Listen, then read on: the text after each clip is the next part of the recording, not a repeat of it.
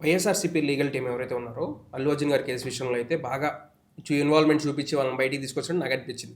మరి ఇప్పుడు అంతే ఇదిగా ఎందుకు ఇక్కడ వైఎస్ఆర్సీపీ ఎవరి అరెస్టులు జరుగుతున్న తరుణంలో వీళ్ళ విషయంలో ఎందుకు లీగల్ టీము యాక్టివ్గా పనిచేస్తుందా, పనిచేయట్లేదా?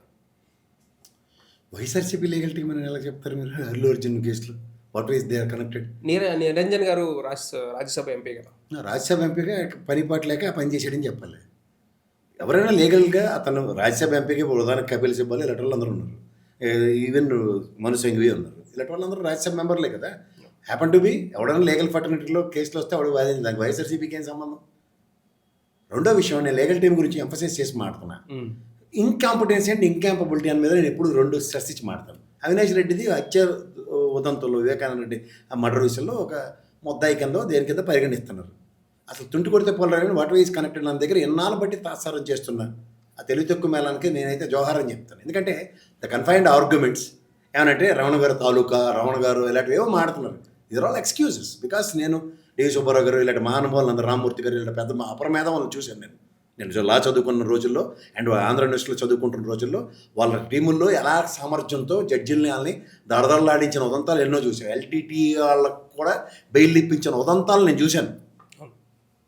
ఏంది అసలు ఏం జరుగుతుంది? ఎన్నాళ్ళు ఈ తాత్సారానికి ఏం చేస్తున్నారంటే ద లీగల్ ప్రాపర్ ఆర్గ్యుమెంట్స్. నేను మళ్ళీ చెప్తున్నా చేతావనితోనే, నిన్న జరిగిన ఆర్గ్యుమెంట్స్ ఎవడని చూసి ఏ లా చదువుకున్న విద్యార్థి అయినా సరే is it call a proper argument అని ఎవడని చెప్తే I watch fight.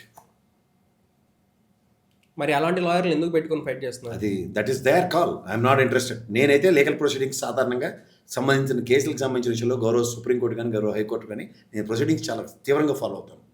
But para 12.7 what it is saying వెసెస్ ఇదే మిథున్ రెడ్డి గారికి ఆర్గ్యుమెంట్లు చెప్పి అరెస్ట్ దాకా లీడ్ అవ్వని ఉదంతం వెసెస్ ఓఎస్డి కృష్ణమోహన్ అండ్ ఆయన పేరు ఏంటంటే ధనంజయ రెడ్డి గారిది అరెస్ట్ దాకా లీడ్ అయింది. It's a measurable failure of legal arguments. Okay, legal టీమ్ని చేంజ్ చేయాల్సిన అవసరం ఉందంటారా? అది నేను అన్నసరిగా పర్సనల్ విషయాలు నేను మాట్లాడు. నాకు సంబంధించినంత వరకు this is not an apt. Okay, ఇంకా ఎవరి కబంధ హస్తాల్లో చిక్కుకొని కోర్ట్ ఆపరేషన్స్ జరుగుతున్నా నాకు కావాలి.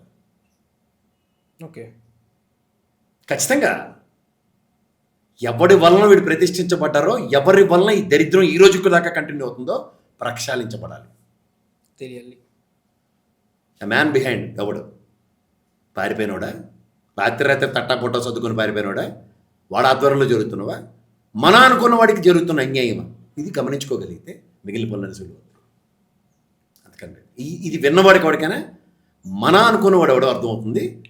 రాత్రి తట్టాపుట్ట చదువుకొని పారిపోయినవాడు లాబింగ్ ఏంటో, ఇంకా యాక్టివ్ రోలా నాన్ యాక్టివ్ రోలా, ఎందుకంటే వాడి గురించి పల్లెత్తు మాట మాట్లాడండి.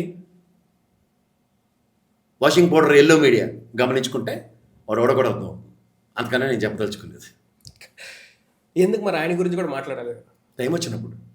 ముందు నేను ఎప్పుడైనా సరే ఒక గాలిలో బాణం వేస్తాను, తర్వాత పుచ్చకాయలు దొంగంటే భుజాలు వాళ్ళే తరువుకుంటారు. తడుకున్నప్పుడు సమాధానం నా దగ్గర నుంచి ఇంకా దీనికి 10 రెట్లు హార్ష్గా ఉంటుంది.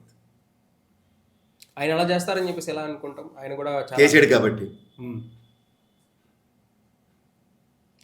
ఎంతమంది భ్రష్టు పట్టి పేరు నాకు తెలుసు. అక్కడ నేను అన్నీ అబ్జర్వ్ చేశాను సార్. లీగల్ టీం ఎంత స్ట్రాంగ్గా తెలుగుదేశంలో ఉందో, ఉదాహరణకి వీళ్ళకి లాస్ట్ టైం రావాల్సిన బిల్లుల విషయంలో ఏ విధమైన శ్రద్ధ వహించి, ఏ విధంగా శ్రద్ధగా, అలా సినిమా చూడండి ఎంత శ్రద్ధగా కొట్టాడు రా అన్నట్టు, ఎంత శ్రద్ధగా వాళ్ళ బిల్లులు తెలుగుదేశం ఆయనలో ఉన్న పెండింగ్ బిల్లులన్నీ ఓడిపోయిన తర్వాత ఎంత చక్కగా వసూలు చేసుకున్నారు. ఇంకా మిగిలిపోయిన బిల్లు కూడా నీరు చెట్టు రూపంలో మొన్న సంపాదించుకున్నారో చూసుకుంటే all credit goes to Telugu Desam legal team. వెసెస్ ఎక్కడ ఆడుకుంటారు ఈ బెచ్చాటి టీమే, ఎవరు తీసుకొచ్చి నెత్తికి పెట్టాడు అని పళ్ళు కూడా కడిగితే సమాధానం వస్తుంది. వీళ్ళకి తోడు తిరిగి బెదిరింపులట.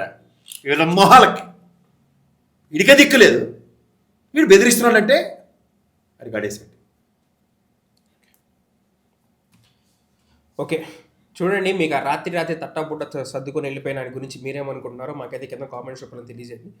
ఇలాంటి డిబేట్ రెగ్యులర్గా పెడుతూనే ఉంటాం, చూస్తూనే ఉండండి T Madhyam. Thank you for watching.